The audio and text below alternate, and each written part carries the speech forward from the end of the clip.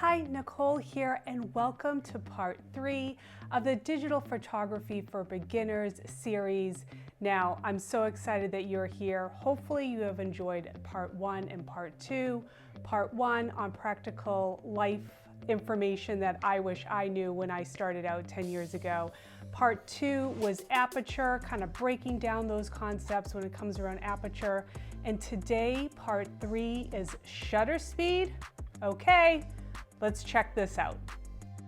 Nicole here, and I am so excited to teach you tips and tricks I've learned along the way in photography school and as a professional photographer for the past 10 years. Here we go.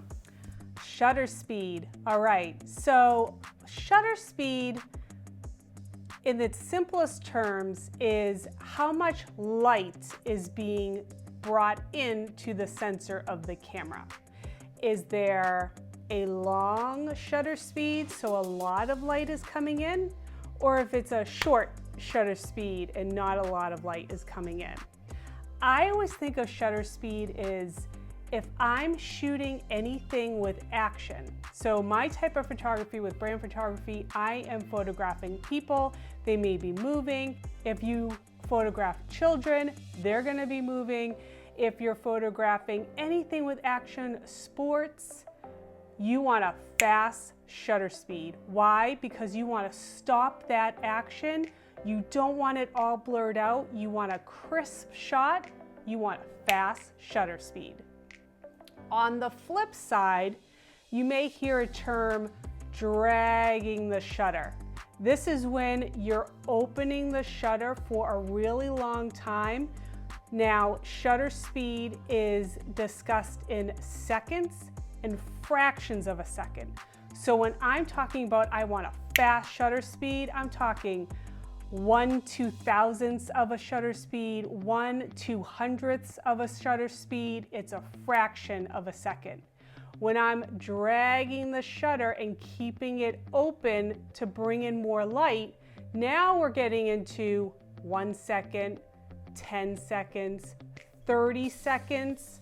And when that is needed is when you're taking night photography of, let's say, the northern lights or starry nights, or you want that cool, the streaks of city traffic. That's dragging the shutter and things are going to be blurred out, but intentionally blurred out. People also use this to take pictures of waterfalls. When you want that smooth, glossy finish to the water, they're dragging the shutter.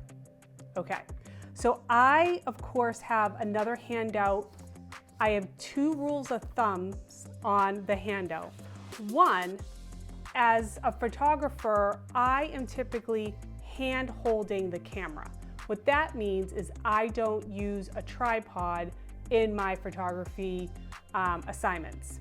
So when you're hand holding, you really want that shutter speed to be above the 1/60th of a second. So 1/100th, 1/200th, and that will really get you a sharp image.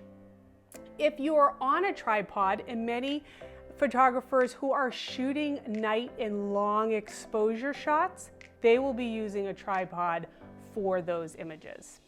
So just keep that in mind. I have that on here, and I have kind of the 2 extremes and break down when you would use what.